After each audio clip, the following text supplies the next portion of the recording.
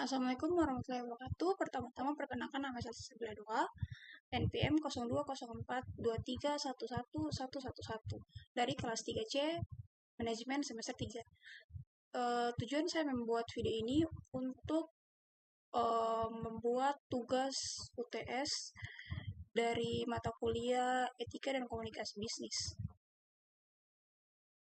Oke, saya di sini akan menjawab 6 pertanyaan dari soal yang Bapak kasih. Soal pertama, itu apa isu etika utama dalam studi kasus tersebut? Studi kasus yang diberikan oleh Pak. Jawaban saya, isu etika utama dalam studi kasus tersebut adalah tindakan perusahaan untuk mengklaim produk mereka lebih sehat tanpa bukti yang kuat, yang berpotensi menyesatkan konsumen. Kampanye ini bisa dianggap melanggar kejujuran dan transparansi dalam komunikasi bisnis, karena konsumen tidak dapat mendapatkan informasi yang akurat tentang produk yang dikonsumsi. Dan soal kedua yang berbunyi bagaimana tindakan perusahaan tersebut melanggar norma sosial dan harapan konsumen. Tindakan perusahaan melanggar norma sosial karena mereka memberi informasi yang menyesatkan terkait kesehatan dan kualitas produk. Konsumen memiliki harapan bahwa produk yang diklaim lebih sehat benar-benar memberikan manfaat kesehatan, tetapi klaim tersebut ternyata tidak sepenuhnya benar. Hal ini merugikan konsumen yang berusaha membuat pilihan yang tepat untuk kesehatan mereka. Soal ketiga berbunyi tentang dari perspektif utilitaria, bagaimana perusahaan dapat membenarkan tindakannya?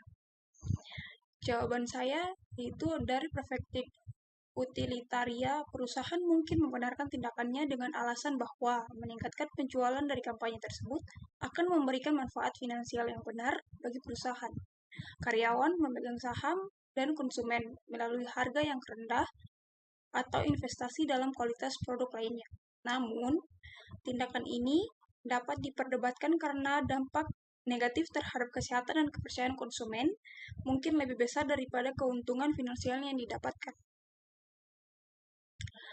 Dan soal keempat yang berbunyi, apa konsekuensi potensial dari kampanye pemasaran perusahaan yang menyesatkan? Jawaban saya, konsekuensi potensial dari kampanye pemasaran yang menyesatkan ini meliputi 4, yaitu yang pertama, publisitas negatif, boikot atau tuntutan hukum dari konsumen. Yang kedua, reputasi perusahaan yang rusak dalam jangka yang panjang, yang mengakibatkan hilangnya kepercayaan konsumen. Yang ketiga, memungkinkan sanksi atau denda dari badan pengawasan yang menyelidiki klaim dan praktik perusahaan yang tidak benar. Dan yang terakhir, hilangnya pangsa pasar karena konsumen beralih ke pesaing yang menawarkan informasi lebih transparan. Soal kelima berbunyi, bagaimana perusahaan dapat menghindari dilema etika ini? Jawaban saya, perusahaan dapat menghindari dilema etika ini dengan memastikan semua klaim pemasaran didukung oleh data dan fakta yang valid.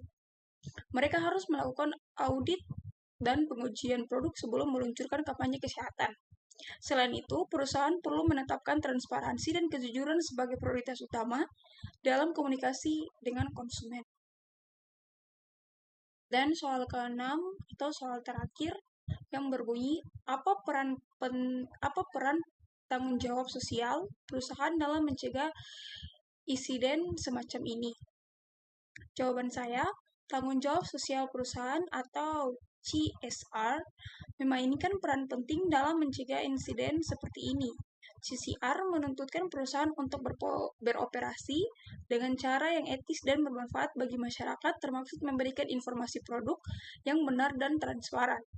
Melalui CSR ini, perusahaan diharapkan berkomitmen pada kejujuran, integritas, dan menjaga kesejahteraan konsumen serta lingkungan, sehingga praktik-praktik yang menyesatkan dapat dihindari.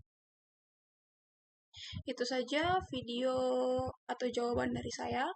Mohon maaf jika ada kata-kata atau kalimat yang kurang jelas. Saya akhiri, wabillahi taufiq wa hidayah. Wassalamualaikum warahmatullahi wabarakatuh.